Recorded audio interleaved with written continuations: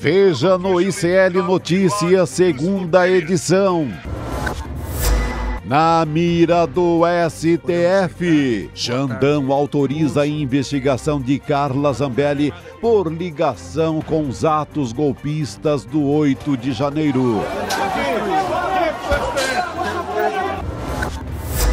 O Senhor da Guerra, debaixo de aplausos e protestos. Primeiro-ministro de Israel discursa no Congresso americano. You have officially become Iran's useful idiots. Melhorou, mas falta muito. Governo Lula tira 15 milhões de pessoas do mapa da fome, mas Brasil continua com enorme insegurança alimentar. A fome é uma coisa que exige decisão política. O ICL Notícias, segunda edição, está no ar.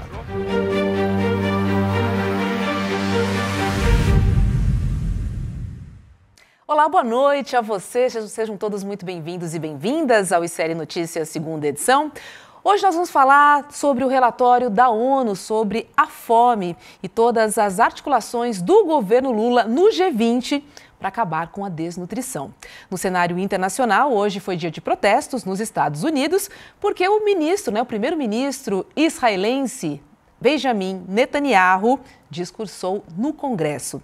Já aqui na América Latina, Nicolás Maduro sugeriu que o presidente Lula tomasse um chá de camomila e também desconvidou Alberto Fernandes a participar das eleições como observador lá na Venezuela. Lembrando que toda a nossa programação, desde o Desperta até o ICL Notícias, segunda edição, está sendo transmitida pela Pop TV. Sim, estamos no Rio Grande do Sul. Muito boa noite, Chico Sá. Boa noite, Roberta. Boa noite, Rodrigo. Vamos que vamos para mais um. Vamos, né, Rodrigo? Boa noite a você. Temos muitas notícias internacionais também, né? Isso, e muita coisa aqui da América Latina, esses ruídos, né, entre o Brasil e a Venezuela. Você citou agora há pouco o Maduro, que disse que deu a entender que o Lula tem que tomar chá de camomila. Dá uma acalmadinha, Dá uma né? acalmada. E o Maduro falou mais, hein? Ele disse que não quer que outros países interfiram na Venezuela. Acabou de sair também essa declaração. A Venezuela que está às vésperas de eleição importantíssima que acontece nesse domingo. Então eu vou ali para o nosso telão para tratar justamente desse tema, principalmente desse tema, Nicolás Maduro, né? Domingo, eleição, a oposição tem chance real de vencer na Venezuela. No último dia 18, Nicolás Maduro, num ato de campanha, disse que poderia haver um banho de sangue na Venezuela, promovido, segundo ele, pelos setores fascistas, pela direita fascista, se a oposição ganhar a eleição. Foi essa a fala de Nicolás Maduro. A mídia brasileira deu manchete para isso. Vamos ver, por exemplo, a manchete do UOL, site de notícias aqui do Brasil. Maduro fala em banho de sangue caso não vença a eleição na Venezuela. Quando a gente lê essa manchete, a gente imagina assim, olha, o Maduro está ameaçando, ou eu ganho, ou vamos partir para cima. O que ele havia dito era outra coisa. Se a extrema-direita ganhar, vai promover um banho de sangue na Venezuela. Foi isso que disse o Nicolás Maduro. Mas a imprensa brasileira tratou desta forma aqui. E aí o presidente Lula? O presidente Lula entrou e afirmou o seguinte. Ele se disse assustado com a fala de Maduro sobre banho de sangue na Venezuela e minimizou a desistência de Biden para a relação Brasil-Estados Unidos. Mas o principal é aqui essa parte de cima da Venezuela. Então, vejam bem, o Maduro, num ato de campanha, diz que poderia haver um banho de sangue promovido pela extrema-direita, pela oposição, se ganhar a eleição. A mídia brasileira dá a manchete e as manchetes dão a entender que o Maduro está ameaçando promover um banho de sangue, quando ele dizia o contrário. E eu não estou fazendo aqui a defesa do Nicolás Maduro, do governo do Maduro. O presidente Lula disse que estava assustado, que estava preocupado. Mas em vez de ficar aqui interpretando, vamos assistir de novo? Vamos assistir o que disse o Nicolás Maduro no discurso original. É o primeiro VT, o primeiro vídeo que nós temos para rodar aqui. Depois a gente comenta mais um pouquinho. Vamos lá. el 28 de julio. Si no quieren que Venezuela caiga en un baño de sangre, en una guerra civil fratricida, producto de los fascistas, garanticemos el más grande éxito, la más grande victoria de la história eleitoral de nosso pueblo. Ficou claro, assim, ele diz, se não querem que a Venezuela caia numa guerra civil fratricida produzida pelos fascistas, aqui ó, um banho de sangue, pode me rodando só a legenda, guerra civil fratricida, produto dos fascistas. Então ele está dizendo, se eles ganharem, eles vão promover uma espécie de revanchismo e aí um banho de sangue na Venezuela. Foi isso que disse o Maduro. Aí o Lula disse que ficou preocupado, assustado com essa afirmação e gerou uma série de ruídos. O Maduro, então, respondeu indiretamente ao Lula. Vamos assistir o segundo vídeo em que o Maduro responde ao Lula e explica um pouco melhor o que ele quis dizer com aquela afirmação. Vamos rodar o segundo vídeo. El que se assustou, que se tome uma manzanilla, porque este pueblo de Venezuela está curado de espanto y sabe lo que estoy diciendo. Yo dije que sí, negado y transmutado, la derecha extremista, bolsonarista, seguidores de Milei y de Hitler, llegaran al poder político en Venezuela, vendría un baño de sangre. Então ele desenvolve um pouco melhor a fala de se eles chegarem ao poder à extrema-direita, eles vão promover um banho de sangue à extrema-direita e diz, quem se assustou com o que eu disse, que tome chá de camomila. De certa maneira, disse para o Lula tomar chá de camomila. Bom, fica claro que as manchetes aqui no Brasil forçaram a mão, manipularam, deram a entender que o Nicolás Maduro estava prometendo que ele cometeria um banho de sangue, a violência. E ele estava supostamente alertando para um banho de sangue que poderia acontecer, promovido pela extrema-direita. Ainda assim, olha, Chico, eu não sei se vocês concordam, se vocês querem falar sobre isso. Não, segue aí, tá correto. Então, mesmo assim, então isso aqui é o fato, Mas será que, mesmo nesse sentido em que o Maduro utilizou, é adequado na véspera de uma eleição você dizer assim, bom, se ganhar o outro lado é banho de sangue. Porque daí o que você diz para a população que está votando é ou votem em mim ou então teremos um caos. De certa maneira é isso que o Nicolás Maduro está dizendo na véspera da eleição na Venezuela. Então eu não acho que o Lula foi enganado pelas manchetes manipuladas da imprensa brasileira. O Lula disse que estava assustado porque considerou que mesmo no sentido em que o Maduro falou, na véspera de uma eleição, você falar ou sou eu ou é o banho de sangue, não sei se é o mais adequado, né? E de outra assim, por outro lado, o Lula se diferencia do Maduro ao fazer esse tipo de afirmação, né? Mostra, bom, ele tem uma linha, nós aqui no Brasil temos outra. Gerou ruído? Gerou. Esse é um fato. Outro fato que chama a atenção. Então, que tem manipulação, daqui a pouco eu vou voltar para isso. Por que o Maduro está falando em banho de sangue? A história recente da Venezuela. Quem é que promove golpe, banho de sangue na Venezuela? Em geral é a direita e a extrema-direita. Em geral é. Então, vamos voltar e falar já sobre isso. Agora, o Maduro está indo no limite, é uma eleição difícil e não admite muita contestação. O Lula disse que ficou assustado com isso, então toma chá de camomila. Outra, o Alberto Fernandes, ex-presidente da Argentina, de centro-esquerda, progressista, tinha sido convidado para ser observador da eleição na Venezuela. Sabe o que aconteceu hoje? Foi desconvidado pelo governo venezuelano. Está aqui a publicação do próprio Alberto Fernandes. Ele conta que tinha sido convidado para ser observador, como dizem em espanhol, é vedor, né? Observar o processo eleitoral. Tinha sido convidado pelo comitê, pelo Conselho Nacional Eleitoral, mas no dia de ontem, diz o Alberto Fernandes, o governo nacional venezuelano me transmitiu a sua vontade de que eu não viajasse e desistisse de cumprir com essa tarefa. A mensagem é maior, eu não vou reproduzir toda ela aqui. O Alberto Fernandes disse que esse desconvite veio depois que ele manifestou também certa preocupação diante do que estava havendo na Venezuela. Então, esse é o quadro. É bom que a gente registre, né?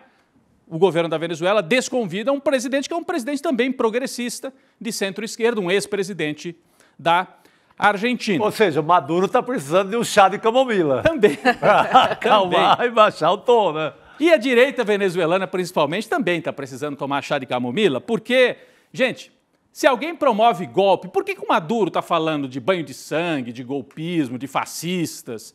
Porque a história da Venezuela recente é uma história de golpismo.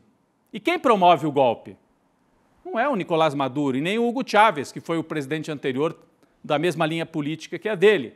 Em 2002, o Hugo Chávez foi retirado do poder durante 2 dias, Roberto. Era um golpe de Estado clássico. Os militares prenderam o Hugo Chávez, levaram para uma ilha ali próxima e instalaram no poder um empresário da Fiesp, como se fosse a Fiesp lá da Venezuela, o Pedro Carmona, e o Hugo Chávez depois volta nos braços do povo. O povo se rebelou. Houve um golpe de Estado tramado pela elite venezuelana. Tem até documentário sobre isso, eu recomendo. A revolução não será televisionada.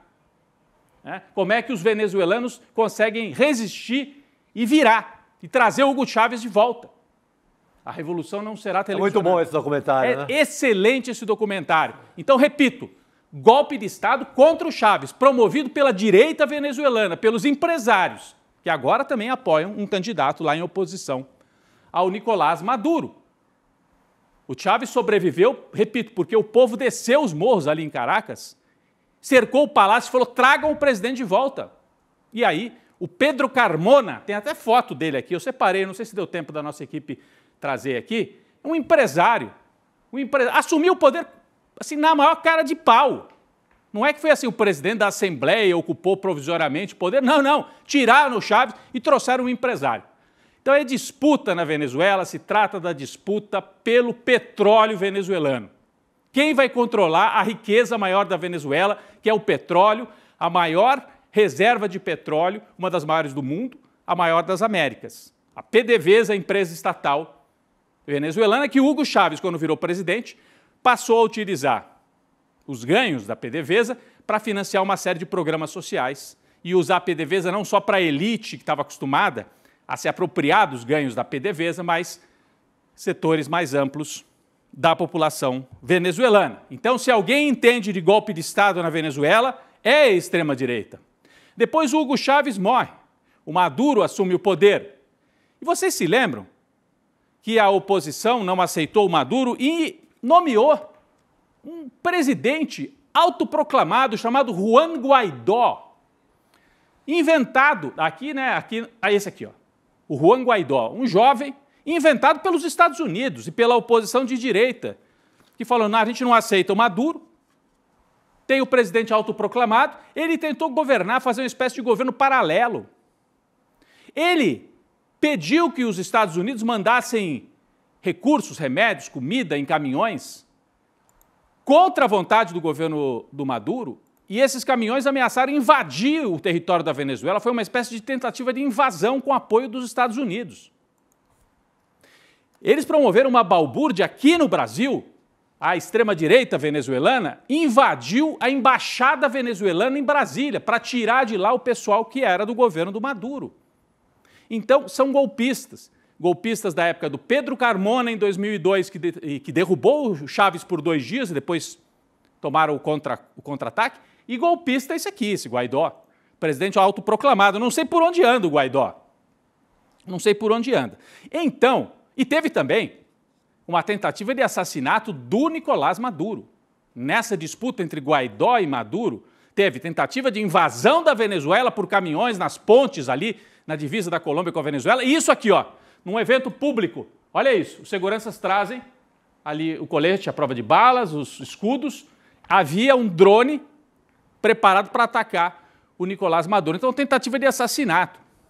Portanto, gente, a história recente da Venezuela é a história de uma extrema-direita golpista que não aceita resultado eleitoral, que tentou derrubar o Chávez, tentou matar o Nicolás Maduro, tem o apoio dos Estados Unidos e promove um bloqueio econômico contra o governo do Nicolás Maduro. Bom, o Nicolás Maduro tem os erros e o Chávez já tinha gestão econômica, um país que nunca conseguiu superar a dependência do petróleo. Eu estive na Venezuela 4 ou 5 vezes. Ficava impressionado, Roberto, você ia nos supermercados, tudo importado, tudo. Comida, frango, carne. Por quê? A Venezuela produz petróleo, vende petróleo, com a renda do petróleo importa todo o resto. É uma espécie de doença holandesa, como dizem os economistas, né? Essa dependência do petróleo, e aí você não gera riqueza, não gera indústria, não gera produção local, né? E o chavismo não conseguiu superar esse impasse econômico. Então, tem questões internas, eu não estou dizendo que não tenha, mas tem um bloqueio econômico brutal por parte dos Estados Unidos, que se trata de saber quem vai controlar a PDVSA. Vai ficar com os chavistas, com o Estado venezuelano, ou com os setores ditos liberais da oposição, que aí vão se alinhar totalmente aos Estados Unidos. É isso, mais uma vez, que está em jogo. A imprensa brasileira chama o Nicolás Maduro de ditador. Eu não chamo de ditador. Ele foi eleito 2 vezes. Se nós vamos chamar o Maduro de ditador, nós vamos chamar o Netanyahu, em toda a reportagem, de o genocida primeiro-ministro de Israel, Benjamin Netanyahu. Como é que vai ser isso? A mesma imprensa brasileira que jamais chamou de ditador o Figueiredo e o Geisel. Foram ditadores, mas chama de ditador o Maduro. Olha, é uma disputa também de discurso, uma disputa de projeto. Você se lembra que o Paulo Guedes dizia: se o Lula ganhar, o Brasil vai virar uma Venezuela, né? Então, é o demônio. A Venezuela é uma espécie de demônio. Tem problema econômico? Tem milhões de venezuelanos que migraram nos últimos anos porque o país foi bloqueado economicamente. Tem problema de gestão? Tem problema de gestão na Venezuela. Quem vai para lá, isso é evidente nas ruas. Agora, os venezuelanos que resolvam lá, com democracia, façam a escolha e quem ganhar tem que levar, né? Essa história de banho de sangue, aí sou eu falando. Mesmo o Nicolás Maduro não ameaçou matar ninguém, mas falar disso em véspera de eleição, eu acho que também não é adequado, do ponto de vista aqui de um brasileiro que está olhando o processo eleitoral na Venezuela. Mas a história da Venezuela, banho de sangue, golpe, não é assim discurso, bravata, teoria.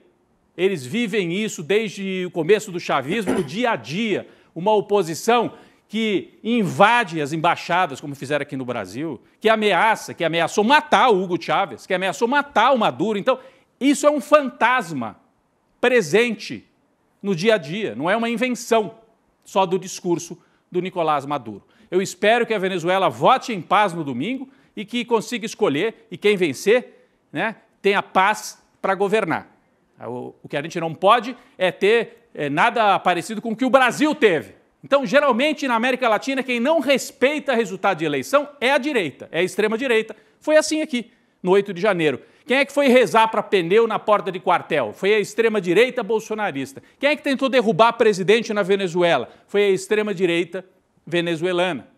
Quem é que derrubou governos constitucionais na Argentina, no Brasil, no Uruguai, nos anos 60 e 70? A direita militar. Quem dá golpe na América Latina é a direita, geralmente com o apoio dos Estados Unidos. Então, isto colocado, a gente pode até ficar avaliando aqui se o Maduro acertou, errou, se subiu demais no tom, se tem que tomar chá de camomila, se o Lula vai tomar chá de camomila, mas a história recente da Venezuela é uma história de cerco político e de golpismo, e isso tem muito a ver com a disputa de modelo, com a disputa econômica e com uma palavrinha chamada também, parecia fora de moda até pouco tempo atrás, imperialismo. Existe um império no mundo que não aceita que haja governos discordantes. Isso continua existindo, né? E esse debate se faz, muitas vezes, a imprensa no Brasil tomando o lado de quem está fora do Brasil e não de quem está aqui. Só para concluir, hoje mesmo a gente conversava aqui na redação. Passaram semanas dizendo que o dólar subia por culpa do Lula, porque o Lula falava demais. O Lula parou de falar sobre o Banco Central. O que aconteceu hoje? O dólar subiu, o que prova que não tinha nada a ver com a fala do Lula. São as questões internas lá dos Estados Unidos, os juros subindo nos Estados Unidos, as notícias nos Estados Unidos que fazem, e hoje o dólar chegou a R$ 5,60, R$ 5,60. No mundo inteiro está havendo esse movimento. Então, não tinha muito a ver com a fala do Lula, não tinha nada a ver. Então, era uma exploração política, uma guerra de narrativas, a gente tem que tomar muito cuidado com isso. A imprensa brasileira tradicional produz manchetes para participar dessa guerra. Produziu mais uma, nesse caso do Maduro. Exagerou, transformou a fala do Maduro, que era uma fala talvez inadequada ou assim exagerada, numa ameaça grave de banho de sangue. Não era, isso é mentira. Então, acho que é importante só a gente frisar isso e tocar adiante sabendo que esta guerra é permanente na América Latina. Roberta. Tá certo. Vamos agora à política nacional, mas para tudo que a gente tem um convidado aqui, ó. Deu para ver que tem uma cadeirinha mais no nosso estúdio.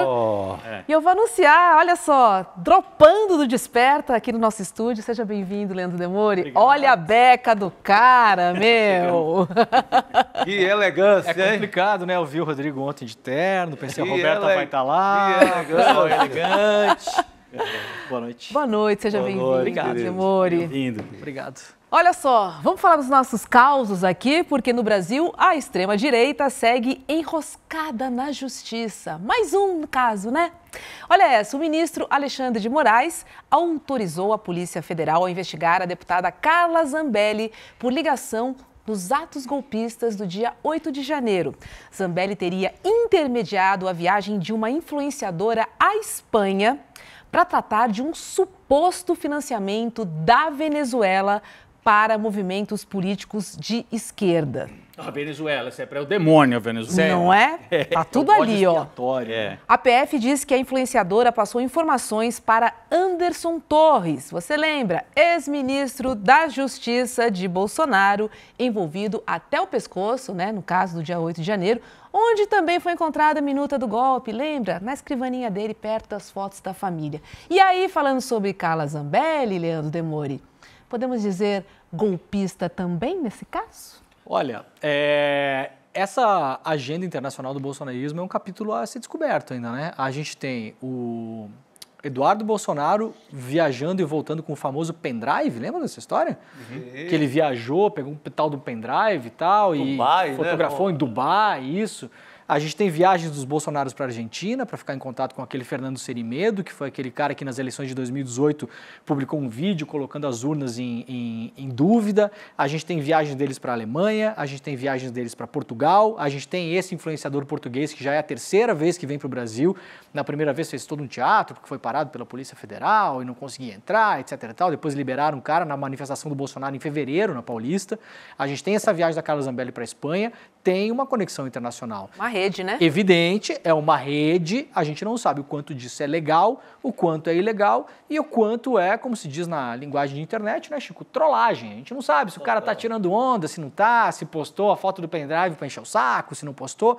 Mas, de novo, é um capítulo a ser desvendado. Isso não foi devidamente investigado, até porque os métodos investigativos tradicionais, eles são muito lentos, você tem que acionar os capítulos internacionais da Interpol, você tem que acionar as polícias federais, você tem que ver se via justiça você consegue cartas precatórias para ouvir pessoas, você tem que convencer muitas vezes os países através da diplomacia, você tem que ver se os crimes pelos quais eles estão sendo perseguidos aqui no Brasil são os mesmos previstos nas legislações locais, porque tem essa equiparação também, né? Eu lembro muito rapidamente aqui, por exemplo, durante as Olimpíadas no Brasil, o Brasil não tinha uma lei antiterrorista ainda.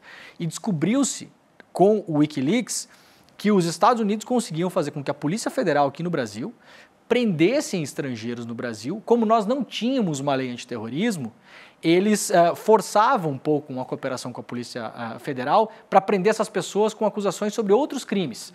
Então, contrabando, era evasão de divisa e tal, mas para enquadrar num crime, para prender de algum modo, mas os Estados Unidos queriam pegar aquelas pessoas por suspeitas de terrorismo, até que nós tivéssemos uma lei de terrorismo. Por quê? Se você não tem a mesma lei penal, você não equipara, então você não consegue movimentar as estruturas. Então, é toda uma rede internacional da extrema-direita, que hoje já é muito bem conhecida, só que criminalmente ela não foi investigada ainda. No caso da Zambelli, além desse... agora a autorização é para esse caso específico que a Roberta explicou aqui, né, Chico? Sim. É esse caso envolvendo essa blogueira, influenciadora. É um caso, assim, confuso. A gente ela vai para... A blogueira pautada para ir para a Espanha para entrevistar o general Hugo Carvajal, que teria dito que o governo da Venezuela com o narcotráfico da América Latina é conspiração total. Isso. Financiaria o PT há muito tempo já, em várias eleições. Então, o narcotráfico financiaria o PT. Exato. Porque o Bolsonaro cantou essa bola para a Zambelli e a Zambelli pautou a blogueira e ela pegou ali o dinheiro, nosso dinheiro, e mandou essa moça viajar. Exato. E teve uma determinada época também que a senadora, aquela ex-procuradora, qual delas? Bolsonarista, a mais famosa, daqui a pouco me vem o nome dela, que ela publicou aquele vídeo também das Farc. Lembra um vídeo falso das Farc? Que eram uns caras vestidos de Farc dizendo que financiavam o PT. Então, dentro desse pacote, desse imaginário aí desse pacote, exatamente, que FARC, o PCC, a PT, Farc, o Comando Vermelho... Fora de São Paulo, narco-guerrilha, Farc, Venezuela. Nessa construção. Você vai alimentando, né? A ideia que saiu depois da eleição também, que a maior parte das cadeias do PCC tinha votado no Lula, e isso é impossível de se saber, porque quem vota é uma minoria dos presos. Os presos, por exemplo, que estão presos lá por crimes hediondos e tal, não têm direito a voto. Então, nem há como ter essa estatística, porque esses votos não existem, né? Então, tudo é parte da construção do imaginário de que o crime organizado, o PCC, o Comando Vermelho, as Farc, eles financiam o PT e fazem campanha para o PT. O diálogo cabuloso, lembram da história do diálogo cabuloso? Foi publicado também que o PCC teria um diálogo cabuloso com o PT, de um off que nunca ninguém viu, que nunca ninguém soube daquela gravação, nunca apareceu em lugar nenhum, né? Virou matéria também na imprensa, né? Então, Bia Kicis. Deputada, perdão, Bia Kicis. Então, é parte dessa construção desse imaginário, né? Que lembra o PCC falso do Gugu Liberato. Isso, falecido Gugu Liberato. Boa. Lembra aquele PCC, lembra que fabricaram os caras lá, deram um troco e os moleques entraram ali na TV simulando que era do PCC. Não era. Agora, o que é grave aqui nesse caso, a gente sabe que a extrema-direita, a partir do Steve Bannon, um dos caminhos que eles trabalham é com o chamado viés de confirmação. Isso. Então, você produz conteúdos para a internet, para as redes, para o WhatsApp, que confirmam aquilo que as pessoas já... Mas todo mundo fala que o PT tem uma relação ou que a esquerda tem uma ligação com a guerrilha, que por sua vez tem ligação com o tráfico e que a Venezuela, o governo é traficante. Todo mundo fala. Sim. Então, se você produz um conteúdo que, de longe, lembra alguma coisa em relação a isso, mesmo que não seja verdade, mas confirma aquilo que o sujeito já acredita. Eles trabalham nessa lógica e nessa linha. Então, é o mercado da dúvida, né, Rodrigo? Você não precisa afirmar muita coisa, você só precisa deixar em dúvida. É isso. Você deixa as pessoas em dúvida, mas será que não é? É outra teoria do Bannon. Então, é a dúvida, o viés de confirmação. Eu já tive isso em grupos de amigos antigos de colégio, de eles postarem algo assim. Eu falei, gente, isso aqui que vocês colocaram é mentira, não é verdade, está aqui a prova. Eu falei, mas podia ser. Podia ser. Podia ser verdade, porque envolve personagens que eu não gosto e estão acusando eles daquilo que eu acho que eles são. Isso. É a cara deles fazerem isso. Então. É a cara deles fazerem. Não fizeram, mas é a cara fazer. Em algum momento vão fazer. Ou já fizeram e a gente só não sabe, mas com certeza podia ser verdade. Posso trazer outra? Porque tem mais um revés aí para a extrema-direita, meus amigos. Vamos embora. A Polícia Federal abriu inquérito para investigar o MBL, que é o Movimento Brasil Livre, por calúnia contra Lula. Isso por causa do tweet, do MBL de agosto de 2023, que dizia que Lula aprova o aborto e a mudança de sexo. A gente está vendo o tweet aqui ao lado. E aí, gente, é o seguinte, tá escrito aqui no tweet, para quem estiver só nos ouvindo.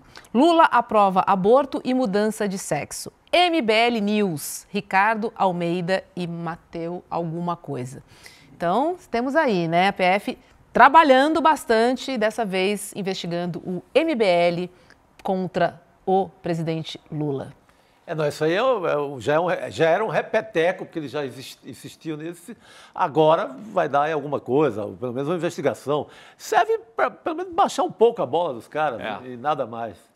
Sabe que ontem, curiosamente, Chico, eu estava tendo uma conversa, até fui dormir mais tarde do que eu deveria, fiquei tendo uma discussão por WhatsApp com uma pessoa com a qual eu converso muito sobre política, que é uma pessoa do mundo político muito experiente, passou por vários governos aí, desde o Collor e tal.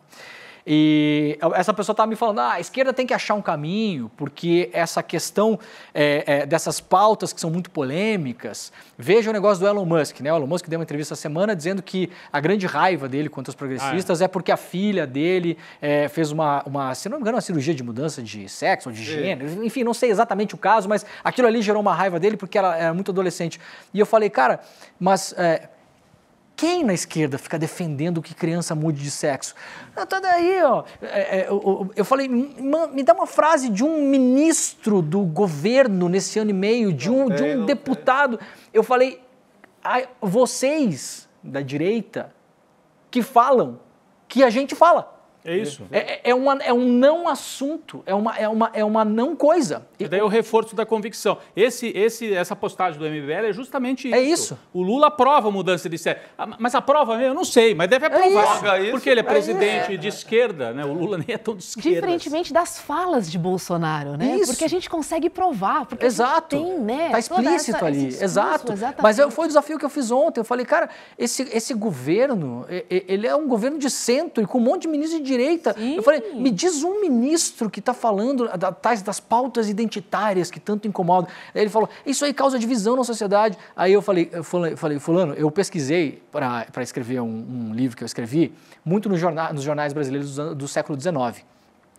E é a mesma coisa que se dizia do movimento abolicionista.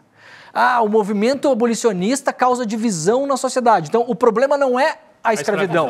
É o movimento abolicionista querendo dividir a sociedade. Eu falei, são as mesmas frases, é o mesmo jogo, cara. Como você vocês não muda percebem? o sujeito e desconfigura. Isso, né? Assim, isso. É uma estratégia. É uma estratégia, e é uma estratégia, ela é perfeita em termos de comunicação, né? A indústria do tabaco, nos anos 60, nos Estados Unidos, eles descobriram isso de modo a fazer essa eles chamam de atitude diversionista. A gente fala isso em português também, né? Diversionismo, né? Que é o seguinte, tem um caso da indústria do tabaco que é um case que depois foi usado pela indústria química, pela indústria do petróleo e hoje é usado pela indústria da negação da emergência climática, que é o seguinte, estava tendo muito incêndio em casas nos Estados Unidos que eram causados pela bituca do cigarro. Os cigarros, todo mundo que já viu um cigarro sabe, eles têm um risquinho preto assim, aquilo ali é um material de combustão para o cigarro não apagar. Então, quando o cigarro está apagando, ele chega num risquinho preto, ele pega fogo sozinho, ele vai fazendo isso. Antigamente, os cigarros, eles tinham mais desse material. E começou a ter um monte de incêndio e tal, e os bombeiros, a Associação de Bombeiros nos Estados Unidos começaram a entrar em contato com políticos e tal, para pressionar a indústria tabagista e falar, olha, cara, vocês têm que diminuir isso aí. E a indústria tabagista batia porque falava, cara, se o nosso cigarro apagar ou começar a ser um troço que fica dando trabalho, as pessoas vão fumar menos, vai irritar as pessoas. Então não posso fazer isso. Eles conseguiram, e aí chega num ponto que não tem mais como negar as evidências. Os cigarros realmente estavam causando muito incêndio em casas, matando crianças, idosos, gente doente que não conseguia sair das casas, etc. e tal. O que eles fizeram? Bom, não tem mais como negar o fato. Só que a gente tem que achar uma outra saída. Eles conseguiram aprovar lei em vários estados americanos para colocar um componente químico nos móveis de madeira, porque o problema é que os móveis eram muito combustíveis. O problema era dos móveis. O problema era dos móveis. Aprovaram lei em vários estados. Esses componentes químicos foram injetados em massa nos móveis. E hoje, se você for ver pesquisas que saem até hoje, você vai ver esse material é extremamente tóxico, é um material anti-chamas. Você tem pessoas contaminadas por décadas com esse material anti-chamas. Então, é uma estratégia. Quando você não consegue mais negar as evidências, como diz a famosa música do karaokê, você encontra uma outra solução. Chega de mentir. Não, pelo contrário. Continuem com as mentiras. Mas vamos achar uma outra solução. E isso é muito eficiente, Roberto. Exatamente o que eu falei, né? Você muda o sujeito. Isso. Deixa de ser um cigarro para ser um móvel. Isso, exato. Né? O problema não é o cigarro. Os móveis pegam muito fogo. Exato. Meninas, vamos falar sobre a insegurança alimentar, porque, olha, saiu, né, hoje, né, saíram os dados aí, o balanço, e esse é um tema gravíssimo e que nos preocupa, obviamente, muito, porque a gente está falando sobre a fome, né? Hoje a ONU divulgou o seu relatório sobre insegurança alimentar. E no Brasil a situação melhorou, mas continuamos no chamado mapa da fome. Vamos dar uma olhadinha nos números no telão, Rodrigo? Mostra pra gente ali os números, por favor, então, pra gente acompanhar essa conversa. Deixa eu me aproximar aqui. Então, esse é um levantamento feito pela ONU, mapa da fome no mundo, né? Isso aqui não é Brasil, claro, né? Até pelo número de pessoas aqui envolvidas. Em 2022, 735 milhões de pessoas em situação de fome. Em 2023, 773 milhões de pessoas, uma em cada 11 pessoas no mundo passam fome. Houve um aumento de 2022 para 2023. Agora, a gente vai para os números do Brasil. Deixa eu só trazer, você queria falar. Né, o continente responsável principalmente então, por esse aumento, obviamente que é a África. Né? A gente tem várias guerras civis acontecendo na África já há anos. Sem prazo para terminar, e a situação só piora. Então, eu só queria trazer que quem trouxe muito esse número, né, esse aumento, foi o continente africano. Talvez tenha uma consequência da pandemia ainda. Também uma consequência da pandemia, certamente. Provavelmente. Aí nós vamos para os números do Brasil. E aqui tem que dar uma explicação, porque é por triênio. E as pessoas, peraí, triênio, então, vamos lá. Mapa da fome no Brasil, a gente tem o triênio 2020, 2021, 2022. Em média, 18,3 milhões de pessoas passavam fome no Brasil nesse triênio, o que equivalia a 9,9% da população brasileira. Vamos lá, é muito número, né? Quase 10% passando fome nesses 3 anos. Aí você vai para o triênio seguinte. O que significa o triênio seguinte? Entra o ano de 2023 e sai o ano de 2020. Então você compara 20, 21 e 22 com 21, 22 e 23. Entrou um ano novo aqui. Então, sai um ano, entra um ano. Entra o ano mais velho, sai o ano mais velho e entra o ano mais novo. Exatamente. Entrou o ano de 23. Perfeito. E aí, na média, você tem menos gente em situação de fome, passando fome. Vamos usar o português claro. Então, fome. Rodrigo, só para eu entender, o que impacta é a saída de 20 e a entrada de 23, tá? Entrou o ano de 23. E aí, de 9,9% da população que passavam fome, houve uma queda para 6,6%. Impacto principalmente do ano de 2023. A ONU faz por triênio. O governo brasileiro, então, quis entender. Espera aí. A grande diferença é o ano de 2023. O que aconteceu no ano de 2023? Voltou a ter um governo que tinha se comprometido na campanha em voltar a combater a fome. Porque vocês se lembram que o Brasil tinha saído do mapa da fome, com todo o esforço feito nos governos de Lula e Dilma, tinha saído do mapa da fome e voltou para o mapa da fome com o Temer e com o Bolsonaro. Saiu em 2019, certo? Não, acho que foi antes. Desculpa, esse foi no governo Dilma que o Brasil saiu do mapa da fome. Saiu em 2014. Saiu em 2014 e voltou em 2019. Exatamente. Em 2019, com o Bolsonaro, voltou o mapa da fome. Isso. O que aconteceu em 2023, especificamente? Aí vamos para o gráfico seguinte, para o nosso terceiro quadro aqui, para ver o que aconteceu em 2023. Mapa da fome em 2023. Olha a redução que aconteceu de 2022 para 2023. É o ano... né? Esse ano a mais que apareceu naquele triênio da ONU. Houve uma redução de 85% na população que está passando fome.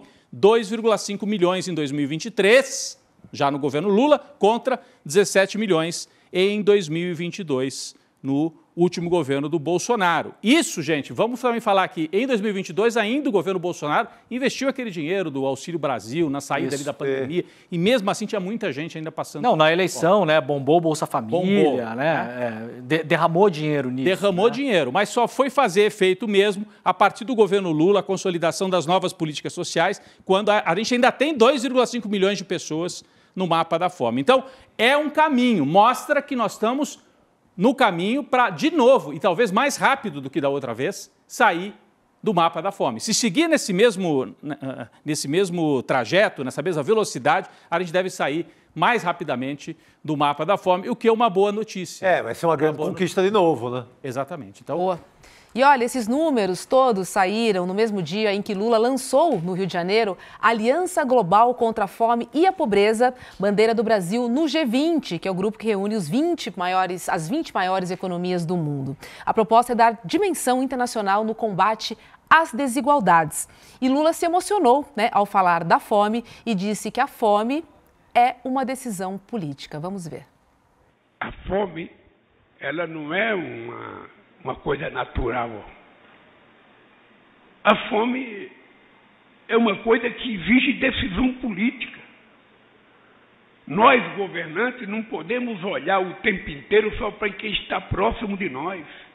É preciso que a gente consiga fazer uma radiografia e olhar aqueles que estão distantes, aqueles que não conseguem chegar perto dos palácios, aqueles que não conseguem chegar perto de ministros, aqueles que não conseguem chegar numa escola, aqueles que são vítimas de preconceito todo santo dia.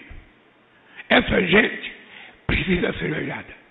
E não é possível que na metade do século XXI, quando a gente já está discutindo até inteligência artificial, sem conseguir consumir a inteligência natural que todos nós temos, a gente ainda seja obrigado a fazer uma discussão dizendo para os nossos dirigentes políticos do mundo inteiro, por favor, olhe os pobres, porque eles são seres humanos, eles são gente, e eles querem ter oportunidade.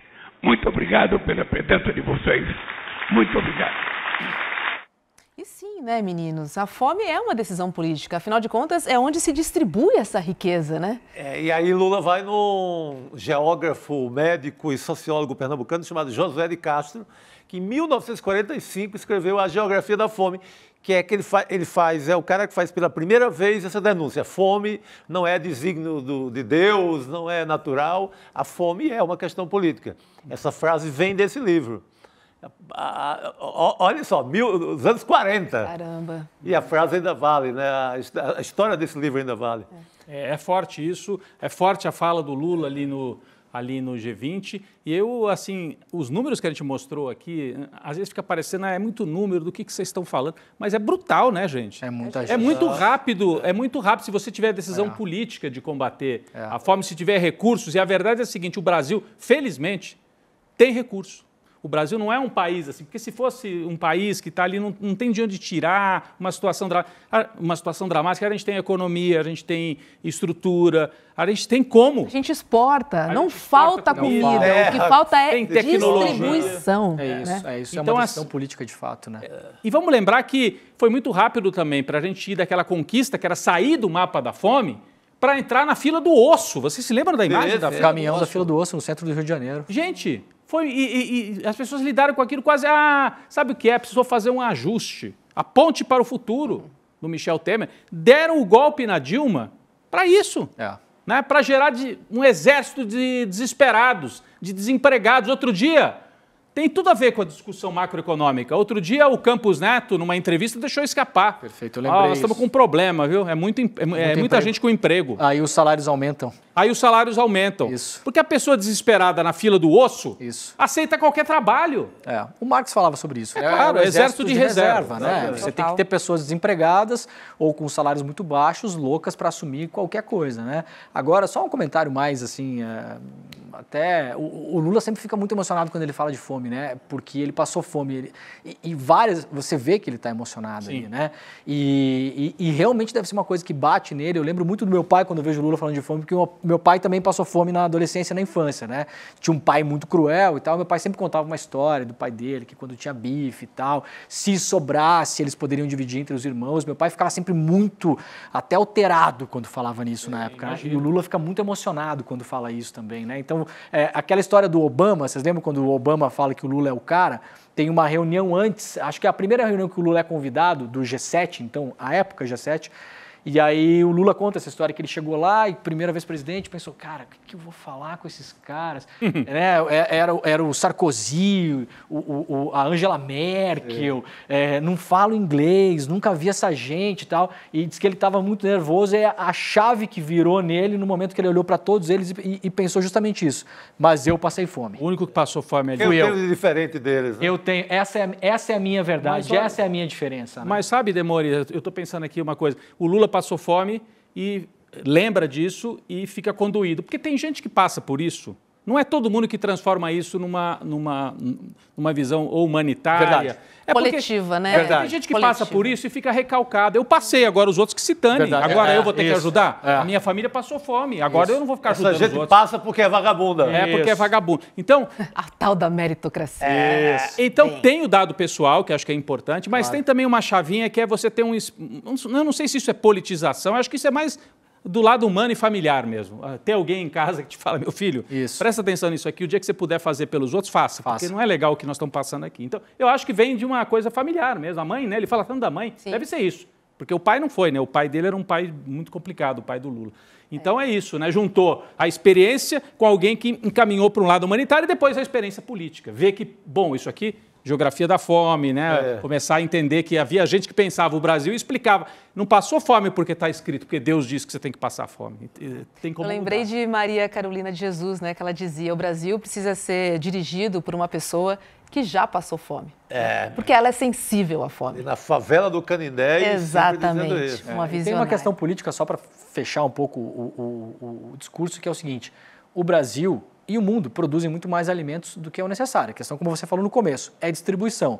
E nós escolhemos por política, principalmente por uma coisa chamada Lei Candir, que isenta de pagamento de imposto qualquer tipo de exportação de alimento, a gente prefere exportar alimento para alimentar ave e boi na China e em outros países do que alimentar pessoas no Brasil. Então isso é uma decisão política. É uma escolha política. Tributária. Tem a ver com o tema seguinte. Exatamente, aí, né, porque e um dos caminhos, né, para ter dinheiro para combater a fome seria, por exemplo, taxar os super ricos, né? Essa é a proposta que o Brasil defende no G20. O ministro Fernando Haddad falou disso na reunião de ação global contra a fome. Haddad trouxe um número impressionante. Presta atenção. Se os bilionários do mundo pagassem 2%, doisinho só, de impostos sobre as suas fortunas, seriam arrecadados 250 bilhões de dólares. Isso é 5 vezes mais do que os 10 maiores bancos multinacionais dedicam no combate à fome. Uma taxação já resolveria a questão. Haddad vem tentando. Vamos ouvi-lo. Outra forma de mobilizar recursos para o combate à fome e à pobreza é fazer com que os super ricos paguem sua justa contribuição em impostos. Ao redor do mundo, os super ricos usam uma série de artifícios para evadir os sistemas tributários. Isso faz com que no topo da pirâmide os sistemas sejam regressivos e não progressivos. A nosso pedido, o economista Gabriel Zucman preparou um estudo mostrando que se os bilionários pagassem o equivalente a 2% de sua riqueza em impostos, poderemos arrecadar de 200 a 250 bilhões de dólares por ano, ou seja, aproximadamente 5 vezes o montante que os 10 maiores bancos multilaterais dedicaram ao enfrentamento à fome e à pobreza em 2022. Está aí uma grande solução, mas também uma resistência muito grande, porque essas pessoas têm poder. Tem poder. Aqui no Brasil seria uma lista de 50 pessoas, 50 bilionários. Isso, né? Então você aí que não está dentro dessa lista, pode ficar tranquilo. E não defenda esses caras, porque... Se você bilionários, não é, né? Bilionário, não é mi. Não, é bilionário. Como o Edu sempre fala, não é você que tem um Corolla. Não é o Jeep Renegade. Não é o Jeep Renegade. Não é com você que a gente está falando. 50 só no Brasil. Não é o cara que investiu 40 mil na Sabesp agora na Bolsa, né? Eu acho que era até bom a gente retomar os números. A Roberta leu os números aqui. Se taxasse 2%. Né, em 2%, você pega os bilionários, você não vai cobrar 30% sobre a fortuna deles. Que é o que a gente paga, né? 27,5%. 2% sobre a fortuna dos caras. 2%, é quase nada, né? Sim. E aí, juntando tudo isso, é 10 vezes, aliás, é 5 vezes o que os bancos multilaterais, banco multilateral é BID, Banco Mundial, Banco da América Latina, Banco dos BRICS. Pega esses bancos, assim, de fomento. O imposto sobre os bilionários é 5 vezes o que os 10 bancos conseguem dedicar ao combate à pobreza. Então, teria um volume de recursos inédito para combater a pobreza. E o que o Haddad fala, se tem um estado que taxa os super ricos, eles mudam. Eles pegam a riqueza daqui e jogam para lá. Na Europa aconteceu muito. A França começou a taxar, até aquele ator famoso Gerard Depardieu correu para a Rússia. Gerard Depardieu correu para a Rússia. Então, realmente... O mais inteligente é fazer uma estratégia global. Se não você faz aqui, que legal, fizemos e o cara foi embora, mandou dinheiro para fora. E aí não valeu nada. Caindo na real agora, quais as chances do Haddad ter sucesso nessa proposta? É muito baixa. Eu estava conversando com a Laura Carvalho, economista, e ela falou justamente, não é o Haddad, se não tiver uma aliança global das principais economias e que você consiga bloquear em todos os lugares, os super ricos ficam andando de um lado para o outro. Essa é a grande questão. Então, eles vão migrando. Tem um limite disso, tá? E tem também um botão de pânico que o mercado aciona. Eu sei porque no ano passado teve uma reportagem que foi publicada no The Guardian sobre a Noruega, falando que na Noruega paga-se muito imposto, muito mais do que no Brasil, todo mundo, né? A carga tributária é absurdamente alta. E aí começaram a taxar um pouco mais. Na Noruega você tem uma divisão muito melhor da grana, você não tem tanta diferença, não tem tanta gente super rica, mas mesmo lá, esse sistema já está entrando em colapso e você está começando a ter, nos últimos 10, 20 anos na Noruega, pessoas que são extremamente ricas, que não era comum no país. Sim. Os noruegueses não eram acostumados a viver com os Lehman, com os caras donos da VEG, não tinha essa galera lá, né? E aí teve essa matéria dizendo que eles estavam começando a sair da Noruega, mas isso tem um limite, sabe, Chico? Assim, não é assim a maioria que vai sair. A pessoa tem os seus negócios, tem família estabelecida, muitos deles vão se resignar e vão pagar os impostos. Então tem isso também, é uma luta nacional, mas é uma luta, como disse o Haddad, nessa minha conversa com a Laura Carvalho, ela falou também, tem que ser uma luta global, todo mundo tem que começar a colocar essas barreiras, senão os caras vão ficar pulando de um lado para o outro. Você criou a barreira aqui, eles pulam para o outro lado. O Haddad, por exemplo, tinha essa proposta de taxar que ele tinha um fundo especial que só os super ricos acessam, que não paga imposto, gente. Os fundos exclusivos. Fundos exclusivos. Aí o cara, assim, tem uns buracos. A gente paga, quem é CLT paga 27,5 já no contra-cheque. Isso. Né? Ou quem tem uma pequena empresa paga 15,5, 16. Esses caras não pagam. Aliás, o único país do mundo, uma única economia importante do mundo, que o empresário não paga sobre dividendo. O dividendo é o lucro. Isso. Né? Então, ele recebe e não paga imposto. E o funcionário dele que ganha 5 mil paga. E aí fica a classe média que ganha 5 mil, 10 mil por mês, fala, não pode, imposto demais no Brasil. Vão taxar. Então, é um debate difícil. E é por isso que o Haddad está sendo atacado nessa história do taxar, né? Esses memes que a gente acha engraçado, mas é combate político fomentado pelos super ricos, que não querem ser taxados, Roberto. É um negócio sério, é uma disputa política. No fundo, é a grande disputa. Quem é que comanda o dinheiro, quem é que fica com o dinheiro? São duas disputas. Como é que você taxa no mundo privado e como é que você distribui o bolo do orçamento. São as grandes disputas que contam. Né? E a gente pode também trazer para essa conversa as heranças, né? Também. Que acho que também seria uma fatia importante.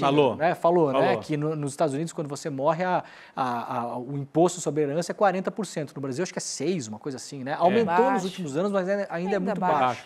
E aí isso fomenta nos Estados Unidos você criar fundações. Claro, os super ricos eles já se protegem. Então você não deixa herança antes de morrer, você já faz uma holding, uma trust, bota o dinheiro não sei aonde e tal. Eles vão se protegendo. Mas, de novo, nem todo mundo quer ser o mau caráter da história, então isso funciona com algumas pessoas e isso força com que o dinheiro minimamente circule um pouco. Né? Essas fundações do Bill Gates, não sei o que e tal, não sei o que, é muito motivado porque essas pessoas sabem que se eles morrerem e tiver com o dinheiro na mão, 40% vai ser comido por imposto. Então ele prefere destinar, escolher ele em vida para onde vai o dinheiro do que pegarem 40%. O Lula fez essa declaração, foi num ato bonito, inclusive. Vocês viram onde que o Lula estava ontem? Não vi. O Raduan Nassar, escritor, escreveu vários livros importantes, entre eles o Lavoura Arcaica. Verdade, isso. Ele doou. Ele é dono de uma fazenda no interior de São Paulo. Um sítio, né?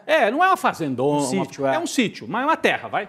O Raduan Nassar agora está com 88 anos, mas quando ele tinha 70 e poucos, ele doou. Ele falou, eu quero doar a minha terra para a universidade. Isso. E não conseguia doar, inclusive, aqui em São Paulo. Aí o Lula, na época, falou, pode doar. Aí entregou a Universidade Federal de São Carlos e criou um campus novo numa região que não tinha universidade. Agora, tantos anos depois, o Lula voltou lá para colocar dinheiro do PAC, para melhorar o campus e tal. Um exemplo. E aí ele falou, porque o Raduan Nassar tomou essa iniciativa que não é muito comum no Brasil. Em vez de deixar para os filhos, netos, sobrinhos, sei lá quem, ele resolveu doar.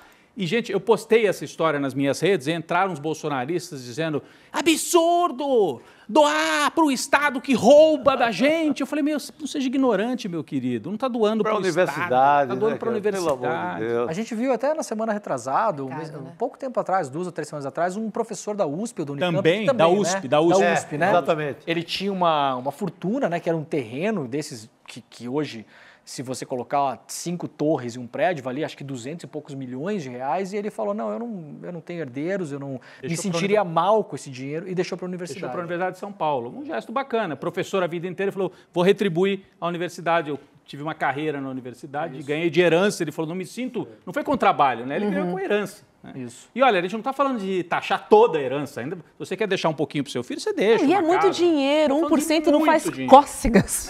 2% não faz cócegas. Herança, não há nada mais antimeritocrático do que herança. Você apenas foi o espermatozoide vencedor. Não tem esforço nenhum, cara. Você nasceu no lugar certo na hora certa. Então, o pessoal que fala em meritocracia, não há ideia menos meritocrática do que herança. Nenhuma ideia é menos meritocrática do que herança. Tem o caso clássico da família, que é a família dona da WEG, em Santa Catarina, que é uma empresa de Joinville que faz transformadores, turbinas e tal. Motores. Motores. Eu não lembro exatamente o sobrenome deles. Se o pessoal puder dar uma olhada aí, que é a família dona da WEG. Só de herança da família, se eu não me engano, eles têm 8 18 multimilionários. Caramba. De herança, de dinheiro que foi deixado por uma pessoa. Voigt, família Voigt. Isso. Voigt. Assim, não faz sentido, gente. Você não vai gastar aquela coisa que o Haddad falou de do imposto ser regressivo. As pessoas às vezes têm dificuldade de entender isso.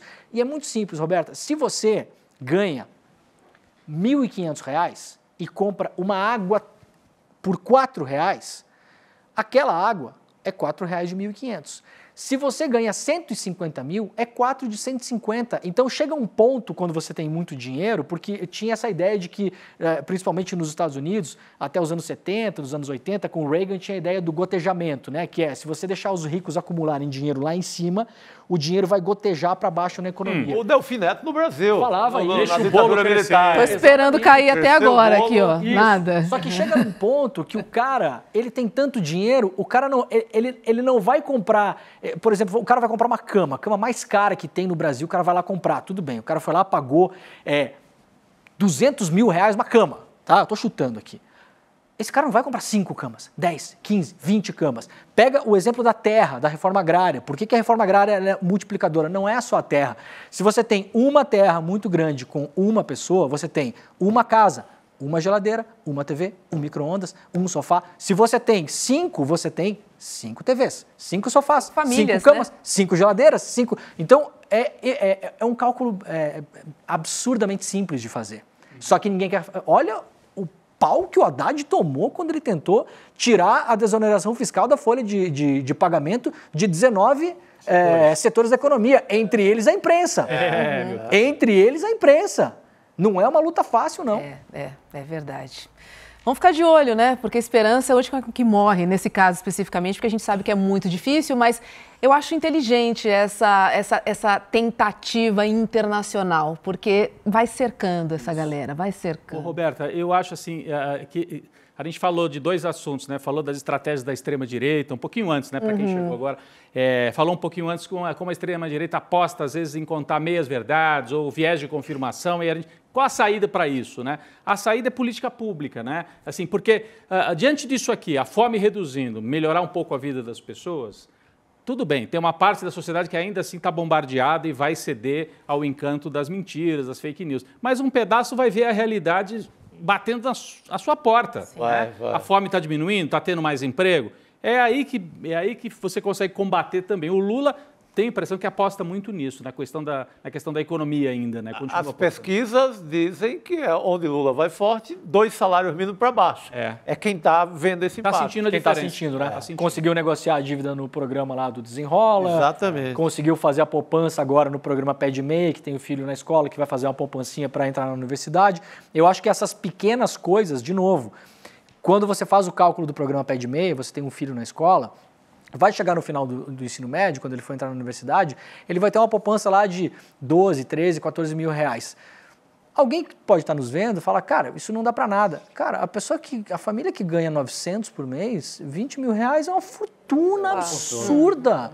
Muda a vida, pode mudar a vida daquela pessoa e depois mudar a vida da família para trás. Porque família pobre, quando o primeiro vence, ele arrasta os outros, né?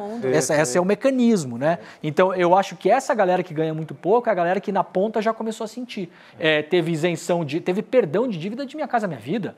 Imagina, você está devendo sua casa há 30 anos. Baita impacto. Putz, cara, você está pagando R$129 por mês de prestação. O que é R$129? Para quem ganha 2 mil. mil de dinheiro, cara. Coisa. Né? E o nome limpo também, para fazer novas compras, né? E o nome limpo. O nome limpo para poder fazer, para poder... Comprar uma geladeira nova, isso, mudar a vida. Ou fazer uma reforminha ali, trocar de carro porque o cara está tocando um Uber, né? Arrumar o carro, trocar de moto, né?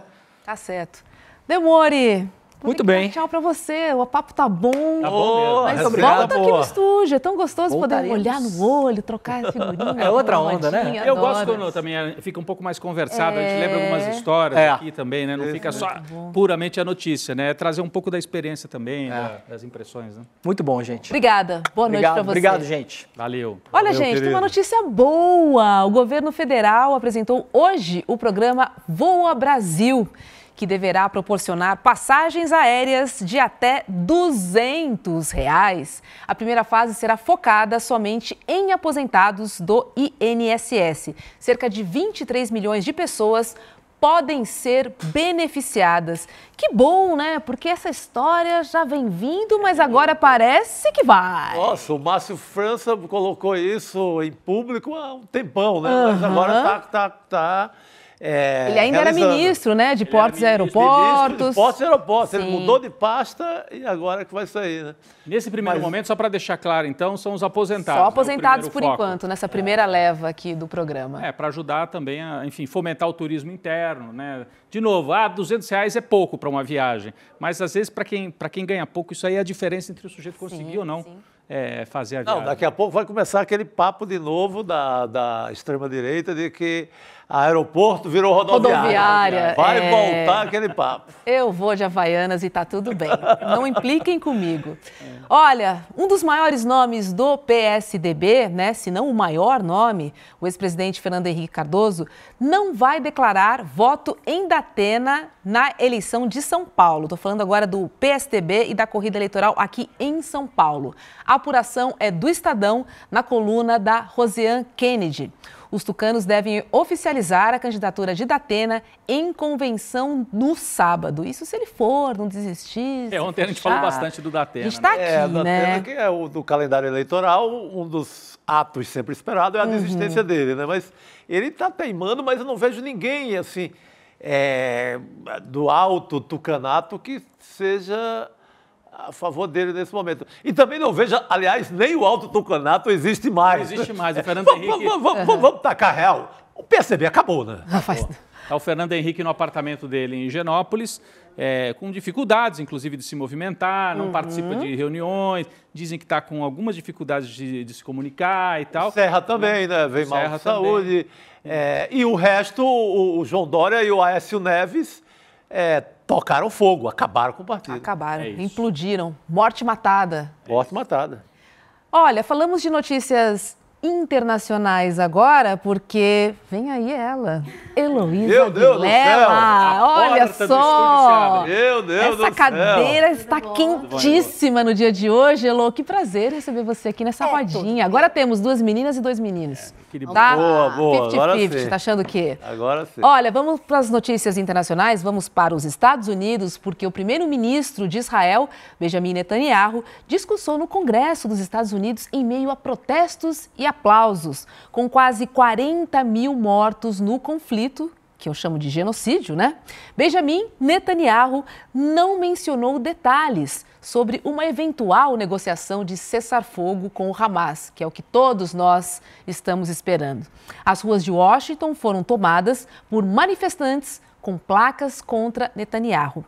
Olha, mas dentro do Congresso, Elo, também havia uma placa, né, contra ele, carregada pela deputada democrata Tashiba Rashida Tlaib, é o nome dele. Olha, pelo menos uma placa tinha lá, né? Não é? Chamando ele de genocida e criminoso de guerra. Isso dentro do Congresso? Dentro do Congresso. Porque enquanto a Roberta falava, apareceram algumas imagens do lado de fora, imagens fortes, assim, manifestação grande, né? Se a gente puder colocar aí de novo. Milhares. Na tela, olha aí, ó os cartazes. Fora do Congresso. Criminoso de guerra, né? Procurado. Né? Pedindo a prisão do Benjamin Netanyahu. Houve uma fala de uma das manifestantes ali numa espécie de uma bancada ali do lado de fora, pedindo a prisão dele. Muitas bandeiras, olha, isso é ali na frente do Congresso? Eu não consigo localizar. Isso é na frente do Congresso. Você morou também em Washington, né? Então, talvez esteja localizando melhor. Isso foi na frente do Congresso, foi uma manifestação muito grande que teve lá hoje e, claro, o Tribunal Internacional chamou o Netanyahu de criminoso de guerra, disse que ele cometeu crimes de guerra, como o Hamas também, o tribunal também disse que cometeu. Então, por isso, eles estão em cima disso pedindo. Agora, dentro do Congresso foi interessante, porque essa deputada é a única deputada e primeira deputada da história dos Estados Unidos que é palestina. Ela é palestina. A Rashida é palestina e ela encabeçou muito o movimento que teve, ela é do Michigan, que é o estado que mais combateu a candidatura do Biden, justamente por causa do genocídio em Gaza. Fez muita pressão e ele teve todo um movimento lá para dizer no Biden a gente não vota. Então, ele ganhou no Michigan na eleição passada. Na eleição passada. E agora os democratas... E ele precisa, porque é um daqueles estados decisivos. É um dos estados decisivos. Tem imagem, Roberta, dela dentro do Congresso? Temos imagem dela dentro do Congresso? Não temos imagens dela, mas olha, Netanyahu criticou, ele teve a coragem de criticar, né, os protestos e disse que esses americanos, né, esses norte-americanos que estavam protestando contra ele, eles estão sendo, abre aspas, idiotas úteis para o Irã. Vamos dar uma olhadinha. For all we know, Iran is funding the anti-Israel protests that are going on right now outside this building. Not that many, but they're there, and throughout the city. Well, I have a message for these protesters. When the tyrants of Tehran, who hang gays from cranes and murder women for not covering their hair, are praising, promoting, and funding you, you have officially become Iran's useful idiots. Com que propriedade ele fala em matar mulheres, Heloísa Vilela? Não, e ele repetiu nessa frase uma mentira que foi fabricada pelo governo de Israel. O New York Times chegou até a fazer uma matéria falando dos estupros e teve aquela história horrorosa dos bebês queimados e gente decapitada, que foi tudo desmontado. Isso tudo foi desmentido. O New York Times até teve que recuar da matéria que fez. E ele foi lá no Congresso, como fazem todos os líderes de extrema-direita, mentir à vontade, sem o menor problema. Ele teve a coragem de dizer que ele vai muito além do que as leis internacionais pedem para tentar salvar a vida de civis, assim. Então, ele teve realmente muita cara de pau. Agora, uma coisa eu vou te dizer que eu concordo com ele. Quê? Eu concordo com o Netanyahu. Tô curiosa pra saber. Bomba. Ele disse que a guerra em Gaza é um conflito entre a barbárie e a civilização. Sim, e tá de certo. fato né? O governo de Israel tem cometido uma barbárie atrás de outra contra o mínimo de civilização e humanidade que a gente deveria exigir desse governo genocida. Mas o que você acha, Elô, dele jogar essa cartada, Roberta, Chico, todos, de dizer, olha, vocês que estão aí dizendo que eu sou criminoso, vocês estão utilizados pelo governo de Irã que enforca, que mata gays, né? Ele falou ali no discurso dele. E ele, bom, quando ele bombardeia a Palestina, ele pergunta se ele está matando, se são hétero, gays, se são mulheres, né? Porque ele citou as mulheres. Ele está matando doidado também.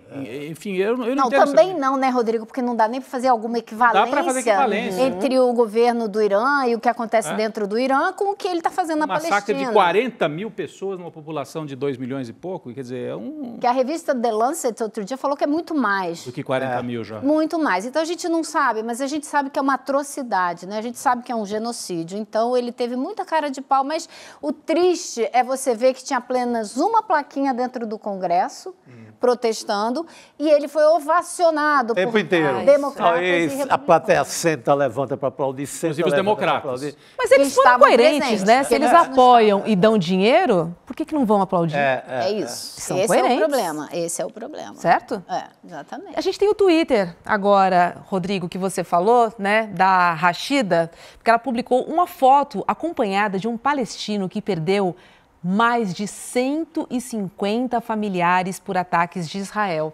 A gente tem o post, se puder botar aqui na tela maior, por favor. Olha, Rodrigo, olha, e ela diz o seguinte: hoje junta-se a mim na Câmara Hani Almadum, que perdeu mais de 150 membros da sua família no genocídio de Netanyahu, depois de testemunhar sua irmã sendo forçada a comer ração animal. Ele e sua família estavam determinados a abrir um refeitório para alimentar seus vizinhos famintos. Nossa, que forte. Pois é, e as histórias se multiplicam, histórias como essa. Então ela levou esse palestino como convidado nessa sessão hoje do Congresso, né? E a gente perde até o vocabulário, né, para falar do que está acontecendo em Gaza, assim. Agora, o Chico dizia que dentro do Congresso teve a oposição dessa parlamentar, que é de origem palestina, mas muita gente, tanto dos republicanos quanto dos democratas, aplaudindo, né, o Netanyahu, mas teve também críticas, né, pelas redes sociais. A gente viu setores mais progressistas, do Partido Democrata. Pois é, olha... Bernie Sanders, que é de origem judaica, né? Pois é. Porque, olha, outros... Judeu, né? Não tem... Vamos trazer também, porque cerca de 80 deputados, né, democratas, decidiram boicotar o evento no Congresso. Diversos senadores do partido também não compareceram. Como disse o Rodrigo, entre eles Bernie Sanders, que é judeu, e disse que Netanyahu é mais do que um criminoso de guerra. Olha só o que ele diz, ó. Netanyahu não é apenas um criminoso de guerra, ele é um mentiroso. Todas as organizações humanitárias concordam. Dezenas de milhares de crianças enfrentam a fome porque o seu governo extremista continua a bloquear a ajuda. Os israelenses o querem fora do poder. Então ele veio ao Congresso para fazer campanha. Ele está apelando, né, Heloísa? Porque ele sabe que os dias dele no poder em Israel estão contados. Sim, eu espero, né, Roberta, porque já são 10 meses e meio desse genocídio, então ele precisa sair o quanto antes, né, em prol da humanidade. Agora, ele foi no Congresso fazer campanha, ele foi convidado pelo presidente da Câmara, que é um republicano trumpista. Então, é a quarta vez que ele faz um pronunciamento dentro do Congresso dos Estados Unidos. É o único líder mundial que já fez isso na história dos Estados Unidos. Só o Winston Churchill fez 3, foi o máximo até então. Para você ver a simbiose que existe entre o Israel e os Estados Unidos. Eu costumo dizer, né, que hoje em dia Israel influencia muito mais a política dos Estados Unidos do que os Estados Unidos conseguem influenciar a política israelense, porque o próprio Biden vem tentando pelo menos um cessar-fogo temporário que seja mais prolongado. A Kamala Harris tem pedido um cessar-fogo imediato e ninguém consegue dobrar o Netanyahu para fazer isso. Agora, 5 pessoas foram presas dentro do Congresso hoje, que estavam nas galerias.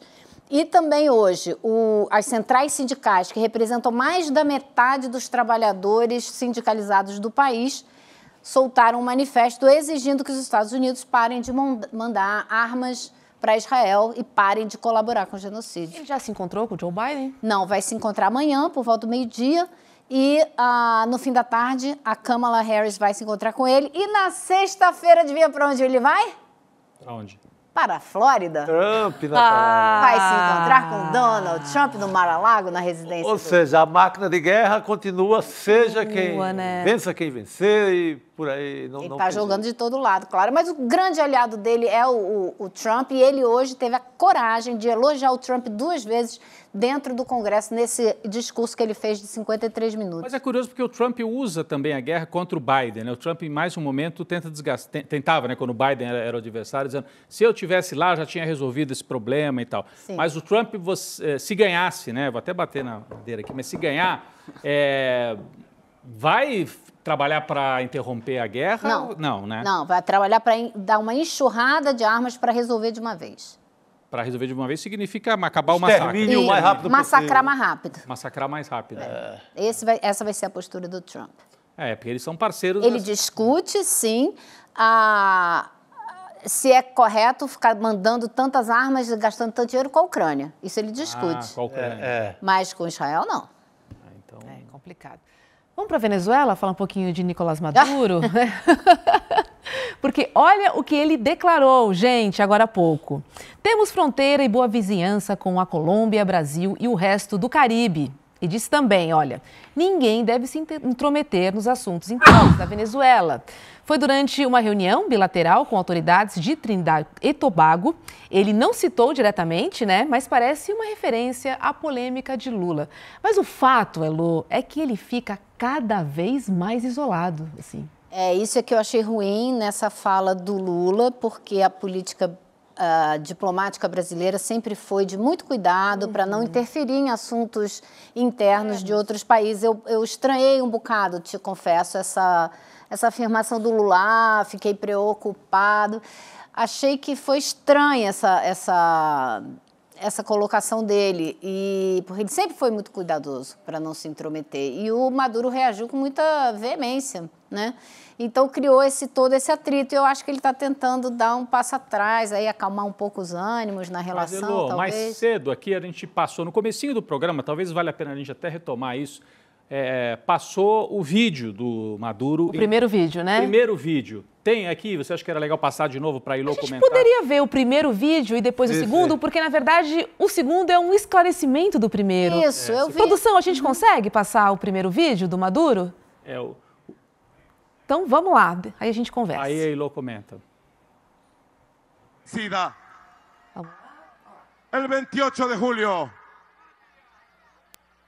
Si no quieren que Venezuela caiga en un baño de sangre, en una guerra civil fratricida, producto de los fascistas, garanticemos el más grande éxito, la más grande victoria de la historia electoral de nuestro pueblo.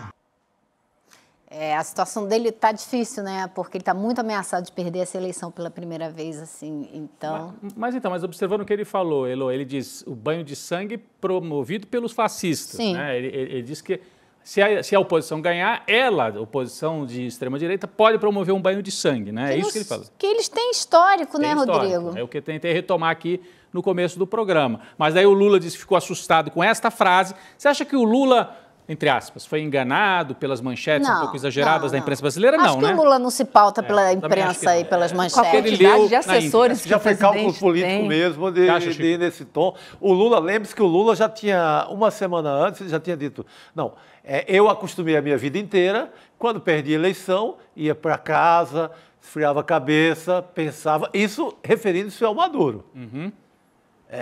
Exigindo assim um cumprimento da votação, do resultado da votação. Então, não foi a primeira vez que Lula dá uma rápida espetada. Você acha que isso é um cálculo político para interno? Está usando o Maduro para ganhar voto aqui. Basta ver o entusiasmo que foi recebido por Jornal Nacional. Pela primeira vez, Lula critica... Então, para se diferenciar do Maduro. E soou como moza para a imprensa brasileira, né? E aí bate um pouco com o que o Alberto Fernandes, ex-presidente da Argentina, também... O Alberto Fernandes falou a mesma coisa. Ele falou, olha, quem ganha governa, quem perde aceita, é assim na democracia. E aí o Alberto Fernandes foi desconvidado, ele ia como observador lá para a Venezuela. Então, parece que tem aí um setor da esquerda, centro-esquerda, na América Latina, querendo dar uma cutucada, ou se diferenciar, pelo menos, do Nicolás Maduro, apesar dele não ter dito, porque esse é o fato, ele não disse que ele ia atacar, promover o banho de sangue. Mas você já tinha o governo chileno, o governo colombiano com essas estocadas. O que parece é que alargou essa história contra o Maduro. Eu achei engraçado hoje porque um amigo meu trouxe à tona e me mandou uma declaração do Macron antes da eleição, falando justamente que se esses caras aí ganharem, pode ter uma guerra civil na França. Ninguém chamou o Macron. Pois é. Ninguém estranha, né, Lu? E o Maduro tem um histórico para falar isso. Tentaram matar o Maduro. Não tem. Né? Então, eu acho que foi um pouco estranha essa fala do Lula, a não ser que muito voltada para o eleitorado interno, para agradar aqui uma certa camada da população, senão não consigo compreender, estão tentando isolar o Maduro, sabe? Vamos fazer o seguinte, vamos assistir a segunda, né? A de hoje, o esclarecimento sobre a primeira fala do Maduro. Vamos dar uma olhadinha aí que ficou um pouco mais claro. El que se assustou, que se tome una manzanilla. Porque este pueblo de Venezuela está curado de espanto y sabe lo que estoy diciendo. Yo dije que sí, negado y transmutado, la derecha extremista, bolsonarista, seguidores de Milei y de Hitler, llegaran al poder político en Venezuela, vendria um banho de sangue. É espantosa a quantidade de gente que tem na manifestação também. Você viu a garotinha rindo atrás dele ali, né? Com a camomila. Mas ficou bem mais claro agora, Ficou bem mais claro o que ele estava querendo dizer.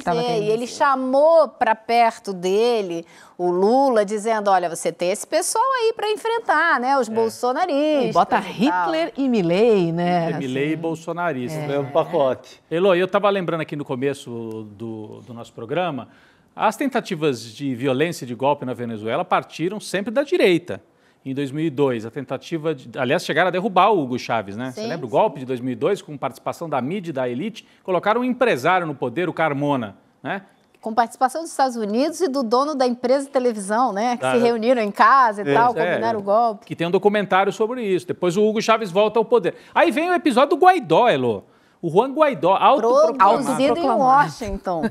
Produzido no laboratório. E vocês lembram que eles invadiram a embaixada da Venezuela em Brasília, provocaram caos lá em Brasília também. Então, essa gente, quando o Maduro fala banho de sangue fascistas, ele não é um exagero verbal. A direita venezuelana é golpista, é fascista e já apelou para o golpe recentemente. Tentaram, inclusive, matar o Nicolás Maduro, Elô.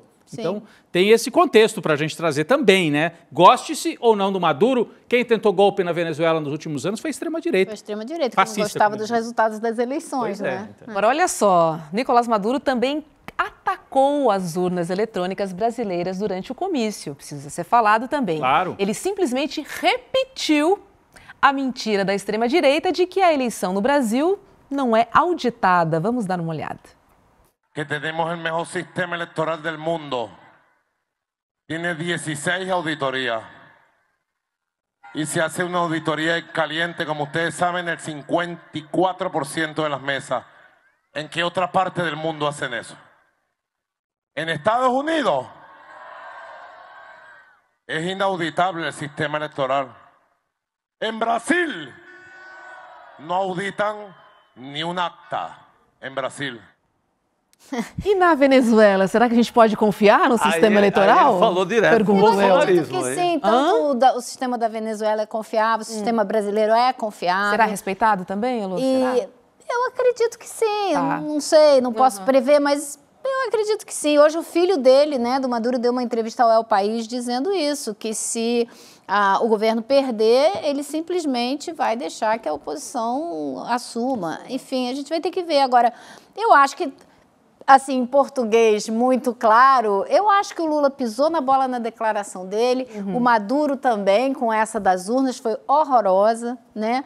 Mas eu acho que ele ficou de cabeça quente e reagiu. Quis dar um troco para cima do Brasil. Foi isso? Eu acho.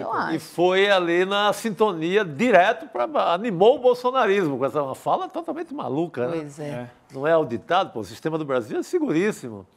Está mais do que provado. Ó, quem não gostou... Tentaram com hacker, tentaram com tudo que é jeito, hacker de Araraquara, hacker de Itu, hacker de tudo que é interior. O hacker constatou que não tinha como fraudar as urnas, você viu? Tentou, lembra? Que era para... Foi a Zambelli. A Zambelli de novo. Meu Deus do céu, de novo Zambelli. Acionou o hacker de Araraquara. Levou o hacker para conversar com o Bolsonaro no Palácio da Alvorada.